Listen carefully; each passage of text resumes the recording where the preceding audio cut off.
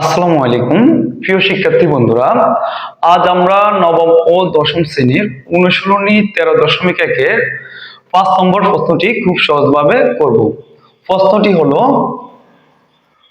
2 - 5 - 12 - 19 ধারাটির সাধারণ অন্তর এবং 12তম পদ নির্ণয় করো।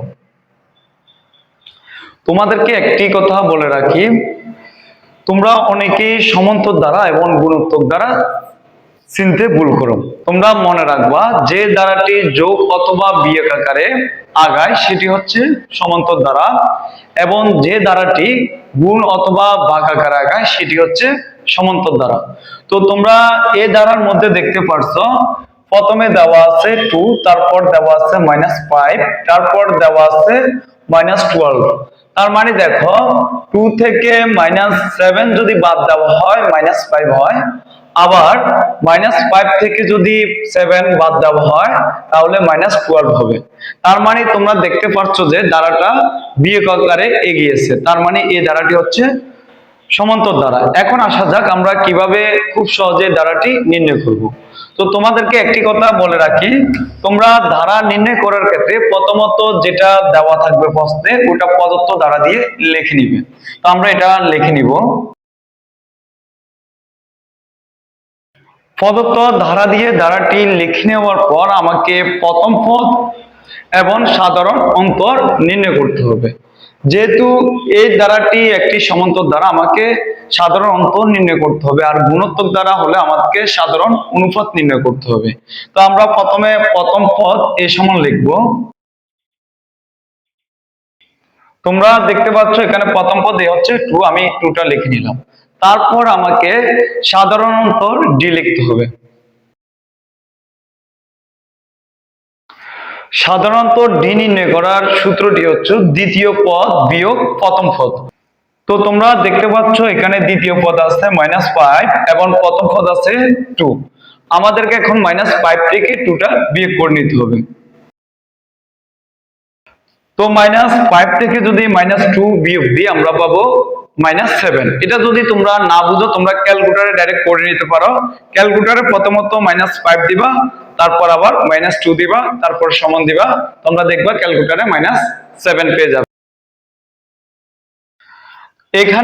এখানে আমরা সাধারণত ডি সমান -7 পেয়ে গেলাম, তার মানে আমরা সাধারণত পেয়ে গেলাম। এরপর আমাকে 12তম পদ নির্ণয় করতে হবে।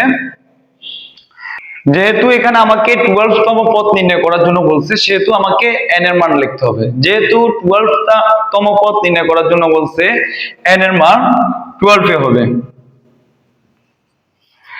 এখন আমরা দেখো উদ্দীপক থেকে যা যা প্রয়োজন আমরা তা লিখে নিলাম। তারপর আমাকে যেহেতু 12তম পদ নির্ণয় করতে হবে আমাকে n তম পদের সূত্রটি লিখতে হবে। তো আমরা জানি n তম পদ সমান,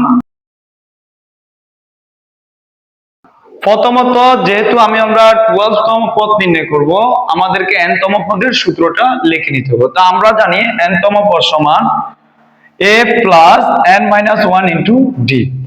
যেহেতু এখানে আমাকে 12তম পদ নির্ণয় করার জন্য বলছে সেহেতু আমাকে n স্থানে 12 দিতে হবে। তো এখন আমরা n স্থানে 12 দিয়ে আমরা লিখব 12তম পদ সমান, যেহেতু এখানে আমাকে 12তম পদ নির্ণয় করার জন্য বলছে সেহেতু আমরা n স্থানে 12 দেব, তারপর লিখব 12তম পদ সমান a + n স্থানে আমরা 12 দেব, তারপর মাইনাস দিব, তারপর 1 দিব, তারপর d দিব। মানে একই কথা হচ্ছে n স্থানে শুধুমাত্র যততম পদ বলবো তত এর মান বসায় দিতে হবে। এখানে যদি আমাদেরকে 100তম অথবা 50তম অথবা 30তম পদ নির্ণয় করার জন্য বলে শুধুমাত্র n স্থানে আমাকে 100, 50, 30 এগুলো বসিয়ে দিতে হবে। এরপর আমাকে a এবং d এর মান বসিয়ে দিতে হবে। তো তোমরা প্রথমে দেখো আমি a এর মান লিখেছি 2 এবং d এর মান লিখেছি -7।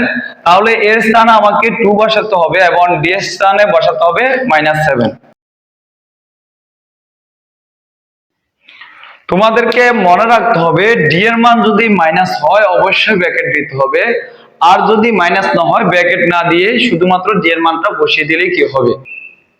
এরপর আমাদেরকে 12 থেকে 1 বিয়োগ করতে হবে। 12 থেকে যদি আমরা 1 বিয়োগ করে আমরা পাবো 11, এবং ওই 11 এর সাথে -7টা আমাকে গুণ করতে হবে। 11 এর সাথে যদি আমরা -7 গুণ করে আমরা পাবো -77। এখন দেখো -77 এর সাথে যদি আমরা এই প্লাস চিহ্নটা গুণ করি, প্লাস মাইনাস হবে মাইনাস, তার মানে আমাকে লিখতে হবে 2 - 77। বিষয়টা তোমাদেরকে আমি আরেকটু বুঝিয়ে বলি। তোমরা প্রথমত এটা ক্যালকুলেটরের মাধ্যমে করতে পারো। তোমরা প্রথমত 12 থেকে -1 বাদ দিবা। 12 থেকে -1 বাদ দিলে তোমরা পাবা হচ্ছে 11। 11 এর সাথে -7 গুণ করবা, তোমরা পাবা -77। তো -77 এর সাথে যদি তোমরা এই প্লাসটা গুণ করো, প্লাসে মাইনাসে মাইনাস হবে, তারপর -77 বসিয়ে দিবা। এরপর দেখো 2 থেকে যদি -77 বিয়োগ করা হয় আমরা পাবো -75। তো আমরা ওটা লিখে দিব। এই -75টা হচ্ছে আমার 12তম পদ। এটাই হচ্ছে আমার কি আনসার। আশা করি তোমরা সকলেই বুঝেছো। যদি বুঝে থাকো এখনই আমার চ্যানেলটি সাবস্ক্রাইব করে আমার পরবর্তী ভিডিওগুলো পাওয়ার জন্য আমার সাথে থাকো।